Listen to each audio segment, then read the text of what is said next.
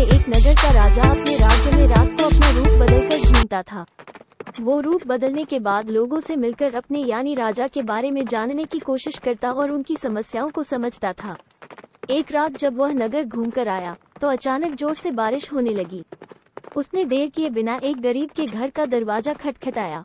राजा के दरवाजा खटखटाने के बाद घर से एक व्यक्ति निकला। वह एक गरीब किसान था जो अपनी पत्नी और बच्चों के साथ रहता था। बारिश तेज थी तो किसान ने राजा को अंदर आने के लिए कहा। राजा ने घर में जाने के बाद पूछा, क्या आप मुझे कुछ खिला सकते? मुझे बहुत तेज भूख लगी है। बेचैन हो गया कि अपने अतिथि का पेट कैसे भरा जाए, तभी उसने घर के सामने वाली दुकान से चावल चुराने की तरकीब सोची। उसने सिर्फ अतिथि के लिए ही 2 मुट्ठी चावल लिया और उसे पकाकर राजा को खिला दिया। तब तक बारिश रुक गई थी और राजा एक अनाज की चोरी की शिकायत लेकर राजा के पास पहुंचा।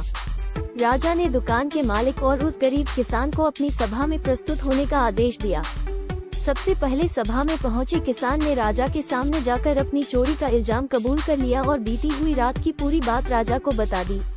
किसान की बातें सुनकर राजा बहुत दुखी हुआ और उसने किसान को बताया कि अतिथि के रूप में मैं स्वयं तुम्हारे घर आया था।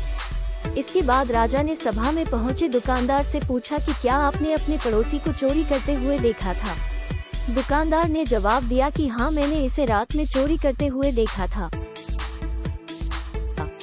मगर कभी उसके भूखे परिवार को नहीं देखा। तुम अपने पड़ोसी होने का धर्म बिल्कुल निभा नहीं पाए। इतना कहने के बाद राजा ने दुकानदार को सभा से जाने के लिए कह दिया और किसान की अतिथि निष्ठा भाव को देखकर उसे 1000 सोने के सिक्के इनाम के रूप में दे दिया। कहानी से सीख, अगर कोई आसपास रहने वाले मुसीबत में है तो हमें उनकी मदद करनी चाहिए।